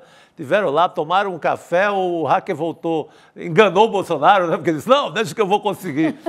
Não tinha como. Tá tentando até hoje, né? Nada. Olha, quem não gostou nada foi a ministra Carmen Lúcia, né? Ela é presidente do Tribunal Superior Eleitoral. E lógico que ela saiu em defesa das urnas eletrônicas em entrevista ao blog do Valdo Cruz no G1. Ela disse que, abre aspas, as urnas e as eleições brasileiras são auditadas desde o início do seu processo até o final, fecha aspas. E ainda acrescentou que nunca foram comprovados quaisquer tipos, né, de fraudes e erros e que a Justiça Eleitoral brasileira é confiável e pode contar com a confiança da população. É isso, né? Precisa ser falado inúmeras vezes e quantas vezes forem necessárias. É porque esse sistema eleitoral brasileiro, quem já ganhou a eleição? O Lula ganhou a eleição. O PSDB ganhou a eleição em São Paulo com esse sistema eleitoral. O Bolsonaro ganhou a eleição em 2018. Os filhos dele se elegeram. A família inteira pegou uma boquinha aí no Brasil inteiro. Então é um sistema... Tem deputado por São Paulo, tem senador no Rio, tudo eleito com essas urnas. Pois é. E o Lula, quando perdeu, nunca levantou dúvida sobre o sistema eleitoral. Né? Pô, levantou dúvida sobre, manipularam na mídia e tal, mas não o sistema lá, a hora de votar. Não. Só quem levantou? Aécio Neves. Aécio Neves em Bolsonaro. 2014, e o Bolsonaro continua levantando dúvidas até Agora, hoje. deixa eu perguntar uma coisa para vocês. Vocês acham que uma declaração de Maduro em processo de campanha eleitoral merece tanta resposta? Eu acho que só merece porque o Maduro é o personagem, é o vilão perfeito da elite brasileira. Né? A Venezuela, tudo é culpa da Venezuela. Vocês viram a Zambelli agora? A gente mostrava no começo do programa. Encomendou para alguém lá na Europa entrevistar um sujeito para dizer que a Venezuela bancava o PT. Tá em todas, né? Tá em todas. Tá na história de que o brasileiro ia comer carne de cachorro se o Lula ganhasse, porque seria uma cópia da sociedade da Venezuela. Então, é um modelo para tudo, sempre foi citado, né? Agora, estrategicamente, para o presidente Lula, tem ali uma certa vantagem fazer uma crítica ou dar um tapinha no Maduro, não tem, não? Eu acho que porque ele se afasta, ganha né? apoio aqui dentro, com afasta, certeza. Se de certa descola, maneira. porque quando ele recebeu o Maduro aqui com o tapete vermelho no Palácio Né? do Planalto, ele foi super criticado, né? Você lembra? Então, Viu eu uma acho que oportunidade aí também, né? É. O presidente Lula. E olha, não foi só Lula que tomou patada de Nicolás Maduro. Gente, o ex-presidente argentino Alberto Fernandes informou hoje que não vai mais à Venezuela para atuar como observador, né, das eleições. No Twitter, Fernandes disse que o governo da Venezuela manifestou a vontade de que ele desistisse da missão, alegando que declarações dele geraram incômodo e dúvidas sobre a parcialidade. Assim como Lula, Alberto Fernandes também defendeu que o resultado das urnas seja respeitado. Vamos ver um trechinho do tweet dele? Olha. Como pude ver, em nota que se mostra, o Congresso Nacional Eleitoral da República da Venezuela me convocou a participar como observador, né, da eleição que se celebrará no país no próximo domingo. No dia de ontem, o governo nacional venezuelano me transmitiu sua vontade de não viajar e desistir de cumprir com a missão, né, que havia sido encomendada pelo Conselho Nacional Eleitoral. Desculpa, estou fazendo tradução simultânea, não sou nada boa. O Conselho Eleitoral chamou para ele ser observador. O governo disse, é melhor você não vir, e ele falou, então tá bom, não vou. Não observe, Alberto, observe de longe, fica aí na Observe de casa, deitado, sentadinho na frente do sofá da televisão. Deixa eu trazer só mais uma cerejinha aqui nessa história, que Nicolás Maduro recebe o apoio da Igreja Universal do Reino de Deus na Venezuela. Vamos acompanhar um trechinho de um vídeo feito em 6 de março, no Dia Nacional do Pastor, que contou com a participação de diversas igrejas evangélicas, incluindo a Universal. Vamos dar uma olhadinha. En conjunto con nuestro compañero presidente Nicolás Maduro, todos juntos, hombres y mujeres de bien, hombres y mujeres de fe, juntos por Venezuela. Dios bendiga a Venezuela. Yo quiero que los pastores, pastoras, iglesias y el pueblo de Cristo se apropie de la gran misión de igualdad, la hagan suya para ir por los humildes, para darle techo al que no lo tiene, para darle alimento al que lo necesita, para abrazar a la juventud y sacarla de las drogas, para llevar la redención de Cristo al pueblo humilde. Encargo mi vida en nuestro Dios, en nuestro Señor Jesucristo. Él determinará cuál será mi destino este año y los años por venir. Pido las bendiciones para el pueblo de Venezuela. Muchas gracias. Que Dios bendiga a Venezuela. A Igreja Universal do Reino de Deus. Aqui, na Venezuela. A Igreja Universal, ela já esteve aqui também com a esquerda, com Dilma. Dilma esteve inaugurando o Templo de Salomão, já foi aliada do Lula, agora do Bolsonaro para cá, que eles foram para extrema-direita, né? Então se Mas aproximando estão de novo. voltando, viu? E outra, e foi para a extrema-direita, a gente tem que levar em conta a igreja ligada a esses líderes mais picaretas, Malafaia, essa turma aí, o Universal, e a própria Universal. Mas as pequenas igrejas, elas são bem divididas no Brasil. A gente esquece as pesquisas mostram que não estão 100% com Bolsonaro. Mas lá, aliança total, como já estiveram aqui. É uma igreja que em vários países eles chegam e viram governistas inicialmente, para tirar vantagem. Para tirar vantagem. Depois, se o governo perde a eleição, eles tentam se juntar de novo, mas se dão mal em alguns países, como em Angola, que foram praticamente expulsos. A Universal é expulsa de Angola. Briga feia, né? Briga feia, Angola, exatamente. Heloísa Vilela, que Posso bom só dar um receber pitaco você aqui? aqui. Quando Claro, vocês estavam dois. conversando a respeito do imposto sobre os super ricos para combater a fome. Por favor. E eu estava me lembrando de todas as imagens das pessoas morando nas ruas dos Estados Unidos. Agora, se você olhar imagens da França, as pessoas morando na beira do Sena, em barracas. E eu acho que existe alguma chance de um número de países abraçarem essa ideia, porque a situação das populações no primeiro mundo também está cada vez mais difícil. Então, vai ter que haver uma saída. Tomara. Vai ter que haver uma saída. Para salvar até o capitalismo. Uma nova social-democracia. Sim. Torcemos. Isso, Olha, pessoal. comunidade, deixa eu dar uma notícia boa, porque vem aí a segunda turma do Empreendedor Mestre. Olha que bacana. Esse é um curso inédito no Brasil que une ciência, métodos comprovados e os maiores especialistas em temas como marketing, finanças e também gestão de pessoas. Eduardo Moreira vai ensinar algumas habilidades e competências para alavancar o seu negócio e fugindo então das tradicionais receitas de bolo prontas. E para celebrar essa conquista, com toda a nossa comunidade, convidamos todos e todas para a aula inaugural dessa segunda turma. O nome da aula é Hackeando o Sistema, que é um evento online e gratuito no próximo domingo, dia 28 de julho, às 8 horas da noite. Para se inscrever, acesse icln2.com.br. icln2.com.br. Não perca essa oportunidade, porque, olha, a gente está atendendo a pedidos, né, do nosso evento Despertar Empreendedor. Quem foi, amou. E desta vez você não vai ficar na janelinha. Então, entra lá, icln2.com.br. Já me despedi da Elô. Chico, uma boa noite para você. Boa noite, querida. Boa noite, Rodrigo, do N2, porque agora tem provocações históricas, dobradinha de Rodrigo. Agora começa o programa conduzido pelo nosso querido Lindenberg Pareto, e eu estarei lá, né? Assim, eu não vou nem dizer que eu tô correndo para lá, porque eu já gravei o programa, agora há pouquinho. Tem spoiler? Tem spoiler rapidinho? É sobre a América Latina. É o especialista, é um doutor em América Latina. Então tem dobradinha de Rodrigo Viana com Lindenberg Pareto aqui no ICL agora, não desgruda daí. Beijo, comunidade, boa noite e até amanhã. Tchau. Tchau, tchau. Ficar a história. Para você ter sucesso no empreendedorismo, primeiro, você tem que aprender a ciência que está por trás do empreendedorismo. E não é fórmula mágica de Instagram nem de internet. Segundo, você tem que se relacionar com as pessoas certas. O tal network ou rede de relacionamentos, que também não é o grupinho que está querendo fórmula milagrosa. E terceiro, você tem que estar bem orientado nesse processo para poder, ao longo do caminho, não desistir e não ser um fogo de palha.